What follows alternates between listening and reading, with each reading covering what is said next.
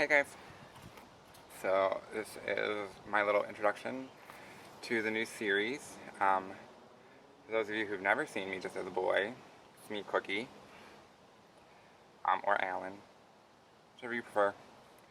Um, so I'm taking a break from my bike ride to kind of stop here in the Allegheny Cemetery because it's majestic and beautiful and didn't realize how nice it was. And there were some geese in the background, if you can see them there, but they're my audience right now. Yeah, whatever, the thing was fine. So anyway, I just wanted to kind of stop and tell you guys about a new series that we're going to start on the YouTube channel. And it's kind of just about me figuring it all out. So a little backstory: for the last 4 years of my life, I have been quite the party boy. And yes, that is P-A-R capital T-Y. For those who don't know what a capital T is, it's meth. Call it Tina, call it T, call it whatever you want to call it, but at the end of the day, it's methamphetamine. And for the last year, I have been shooting up, and I've been using it intravenously, so with needles. And so, I mean, the one good thing to come out of it is that my fear of needles is like null and void now. Like, I can give blood like a champion. You know, I was in the hospital, and it's like, do you want me to get it? You want some help? I usually can hit that one.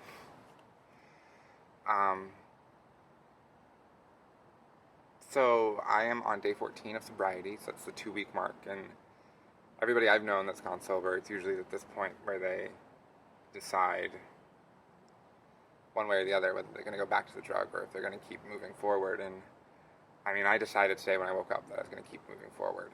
So it's not been easy, but it's been good. So the last couple weeks, well, 2 weeks ago now, I had gotten home from DC, and I had this abscess on my back, and I thought it was just like an infected pimple. I've gotten them before, so I thought I knew what to do. But it just wasn't getting better, and it was hurting, and it was started to ooze, as lovely an image as that can be. And so I thought I had a staph infection. Well, before this, 2 weeks ago, I was going to try one more slam. I had already kind of come to the point where it's like it's not worth it anymore. You know, just partying was boring, and it was exhausting, and it was just full of drama. And I was like, well, let's give it one more shot. Literally. That was an accidental pun for you. So anyway, I got so sick from it.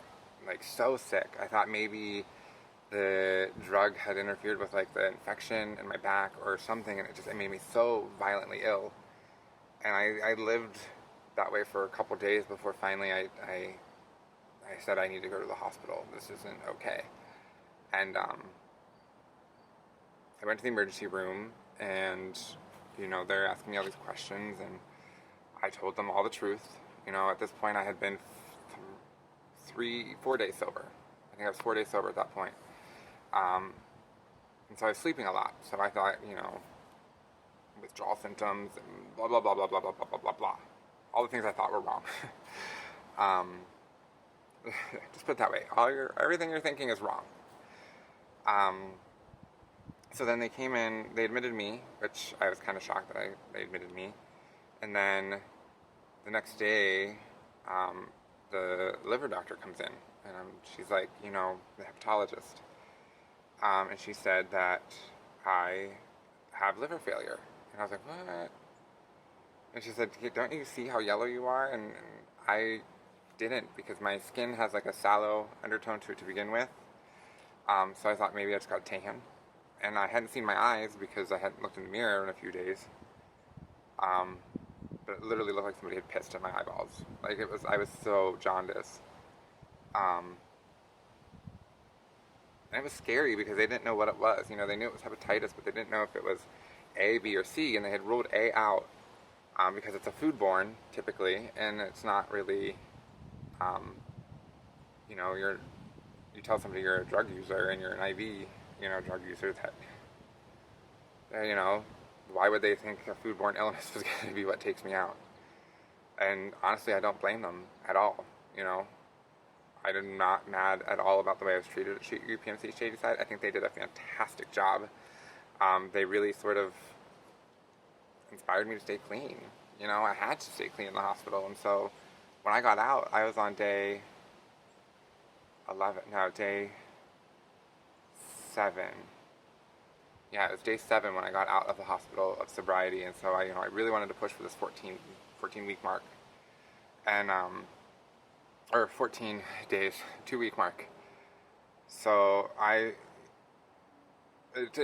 long story short, it turns out it's hepatitis A, which now all I have to do is sort of like change my diet and watch what I eat, and have safe sex, and no ass to mouth. Sorry, Mom. But I was lucky. I was really, really, really, really lucky, and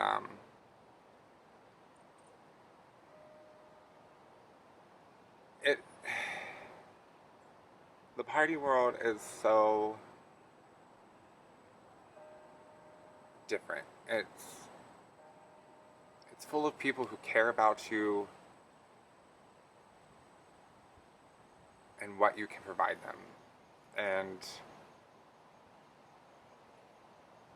I had all these friends that I thought were friends, and once the drug's gone, once you're not doing the drug anymore, and once you can't help them find the drug anymore, they scatter. And I thought the hardest part was going to be having to sort of cut that out of my life. But it wasn't. It wasn't hard at all. And I don't miss it.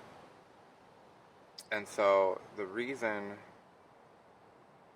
why I'm going to be doing these little, like, sort of talks, I guess, and chats is that I'm not going through this with a program behind me to support me or push me through.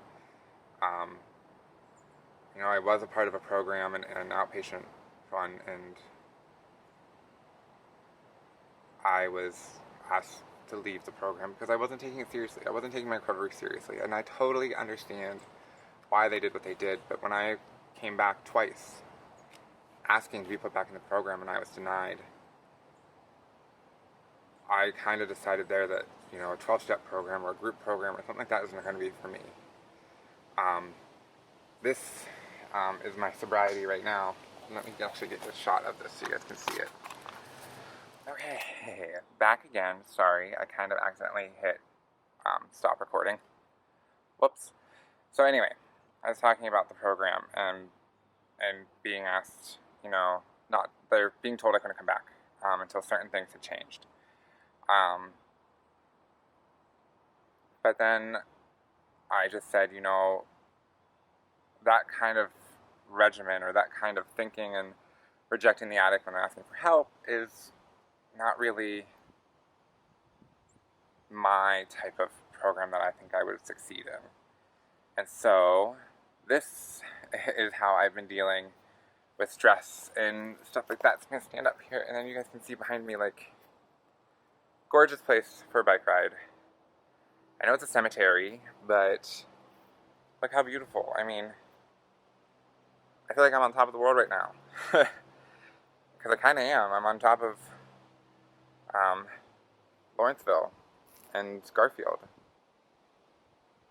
And so that's what the point of this series is just to provide a place where we don't feel so lonely. One last story, and then I will be back on my bike ride and on my way home. One of the reasons why I decided to get sober was because of a young man from Pittsburgh. I think he's a young man. Maybe he might be older than me. I don't know, but always was so sweet. I used to bartend at the Brewers open mic nights, and he would come in and read his poetry, and he's an artist, and I'm a sucker for an artist. But one night, he'd always got water, and he tipped me one night in one of his pieces of art, and so I have it hanging up in my living room now. I have had it hanging up in the living room for months, but he had done a video about the loneliness of sobriety, and it sucks. But he has since passed away, and I kind of said that, it's time. It's time to prove that I can do this, and that I can be there to provide myself to people who are lonely like that. To be available to provide help, or to provide just an ear to listen to. So in this world now, we're all so distant. I've been saying forever that it should not be social distancing. We need to think of it as a physical distancing. We're physically apart. We're physically 6 feet apart. But that does not mean we don't, or that we can't talk to one another, I've talked to every single stranger I've come in contact with in some way in the last 2 weeks, because I just want them to know that there are still nice people, and it's okay to stop somebody in the street and say, "You have really pretty hair," or "I really like that color on you." It's okay to do that. Just be safe in doing it. But anyway, that was a tangent. But yeah, I just want this little series to kind of show what I'm doing to stay sober, and in hopes that maybe it could help you if you're out there struggling with it. We're all struggling with something. It doesn't have to be an addiction to meth or alcohol or eating. We're all just trying to figure it out. And so this page, this video series, this channel is a landing spot. If you have tips for other people out there who might be struggling, if you have just comments, if you just want to tell me how your day was, send me a video. Tell me how your day was. I'd love to hear it. I just want us to feel a little less lonely and a little bit more connected. And I just want us to have a place where we can feel safe enough to do so. So, this is working title, Sober Queen in the City.